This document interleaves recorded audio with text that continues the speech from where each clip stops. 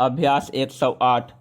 महोदय, जो अंतिम बात मैं कहना चाहता हूँ वह यह है कि जो काला धन इस समय हमारे देश के अंदर है उसका खात्मा हमारे कामों से नहीं हो सकता है। इसके संबंध में बहुत से लोगों ने सुझाव दिए हैं कि अगर इस काले धन को समाप्त करना है तो सरकार को देश में डिमोनेटाइजेशन करना चाहिए। मैं समझता हूँ कि सरकार को इस संबंध में कोई कारगर कदम उठाना चाहिए। डिमोनेटाइजेशन से इस बीमारी को, काले धन की बीमारी को दूर किया जा सकता है और इससे कम में यह चीज़ दूर होने वाली नहीं। Paragraph change.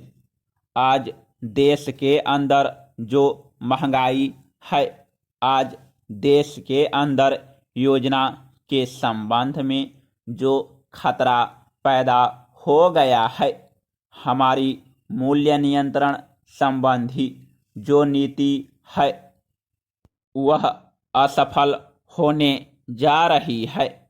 तो अगर सरकार सचमुच में इन चीज़ों पर नियंत्रण करना चाहती है, सचमुच में योजना को बचाना चाहती है और मूल्यों पर नियंत्रण ठीक ढंग से लागू करना चाहती है, तो देश के अंदर जो काला धन है उसको हमेशा के लिए समाप्त करना होगा और उसके लिए डिमोनेटाइजेशन के अलावा और कोई दूसरा कदम नहीं है।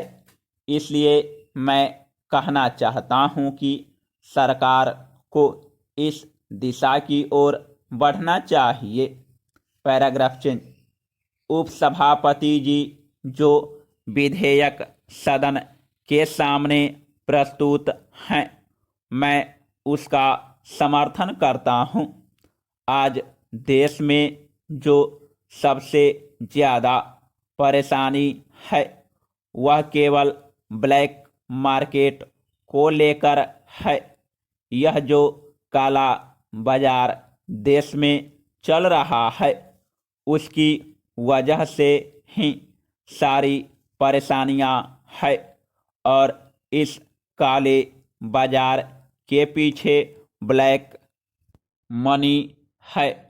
अभी जो शासन करने वाली सरकार है वह दो तरह की बातें करती है। शायद सरकार आज की स्थिति को सुधार सकती है, लेकिन एक तरफ तो पावर में रहने का हौसला है और इसके लिए जितना पैसा खर्च करने की ज़रूरत होती है वह करती रहती है। जब तक यह हौसला बना रहेगा तब तक हमारे देश से काला धन नहीं जा सकता है। मैंने पिछले इलेक्शन के ज़माने से देखा कि उसने अपने उम्मीदवार को चुनाव लड़ने के लिए करीब 2 लाख रुपया दिया था। यह मेरी जानकारी है।